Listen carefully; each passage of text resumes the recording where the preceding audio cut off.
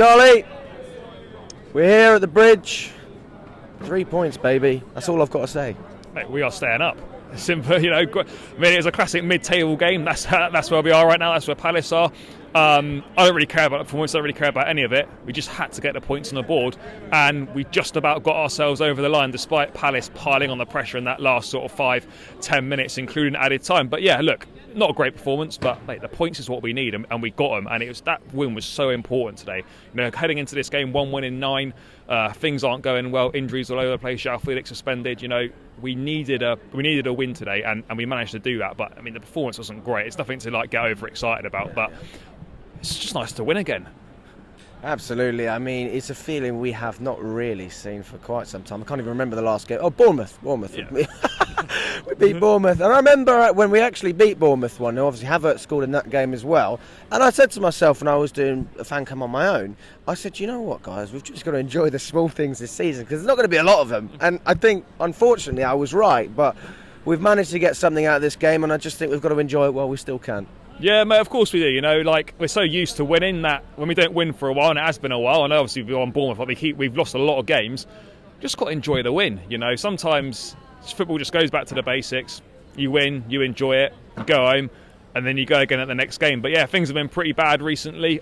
This by no means is us out of the woods in any case, but it's just nice to win a football match and there to not be kind of toxic atmosphere around the club after a game, around the manager. It's just like, we won the game today, we move on.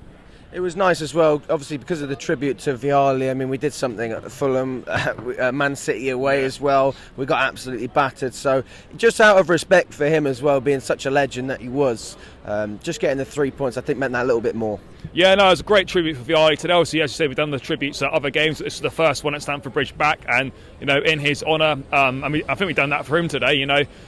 It was great tribute to see, you know, the banner in the sheds, the former teammates coming on, the applause, a nice montage on the big screen. You know, I think we've done him proud today. Absolutely, and hopefully we can keep this running. I mean, I spoke with Lewis. I think we're level on points with them now, but we do need to play better football if we're going to get points against the big boys. Because let's face it, it's still not good enough. No, it's not. It's still not good enough. You know, we've got to take small steps, though. You know, that's the reality of the situation. Look, we win today, but if we're like analysing the performance as a whole, the performance was shit. We didn't do anything. You know, we had a couple of chances here and there, nothing much, didn't create an awful lot. Defensively, we looked solid for a change. I thought Badiashile had a really good debut. He was really impressive and thoroughly deserved to start over Koulibaly. I think that's something that Potter got bang on with his team selection day. He looked comfortable. He looks good on the ball.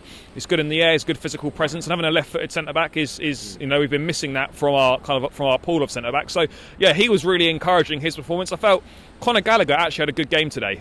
You know what he's like. He gets about. He runs around. Probably a little bit extra to prove again against Palace. He's probably had two of his better games against Crystal Palace this season, with obviously the winner at Selhurst Park and then pretty decent performance today. So there were some positives out there, but again, as a collective, we've still got to be so much better, particularly in the key areas, like the attacking third of the pitch and obviously the midfield as well. But yeah, I can't complain too much because we haven't won for ages, so I'm not going to sit here and be negative after you've won a game. No, of course, of course. No, but you've got to enjoy it while you can, but at the same time, we need to be realistic. Just going back to Gallagher, obviously playing on that right-hand side, I personally think that suits him a lot more. When you play him on the left, he doesn't tend to use his left foot at all. So it seems pretty pointless to play him there because he's not going to whip any crosses in unless he cuts on his right. And then with the right, you can pace down at least, you know, hopefully get some fluidity. What do you think? Do you think that's something we should continue with the 4-3-3? Yeah, I like the 4-3-3. We've seen Chukwuemeka play kind of one side in the 4-3-3 before. He didn't have a great game today, but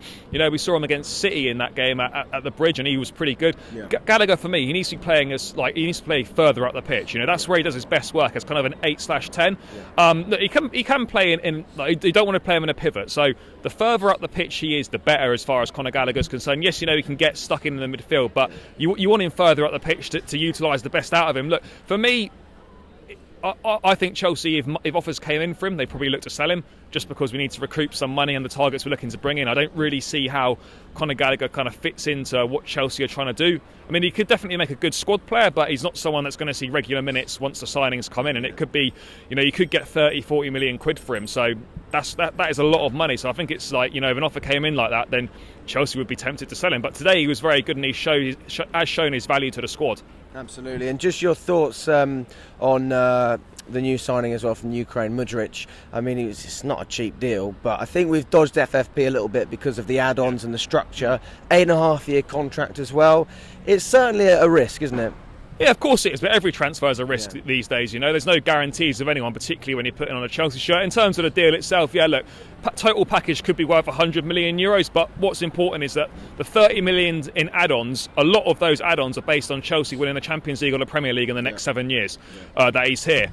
And actually, ideally, we want to be paying those add-ons because it means we've been successful and the deals work. So we do want to pay those. But yeah, it's 70 million euros up front, so we're paying about 62 million. So, and when you spread that across the length of the contract, it's not actually that much money in one go. So that when people say, oh, why didn't you pay, if Chelsea pay 100 million euros for Mudryk, but then can't pay 120 million for Enzo, it's because that money doesn't have to all be paid up front, whereas the release clause has to be all paid in one go, and it's not good for the books. So that's kind of the differentiation between that. But yeah, it was nice to see him unveiled at half time, come onto the pitch, you know, with the Ukrainian flag, saying, obviously say hello to the crowd and stuff.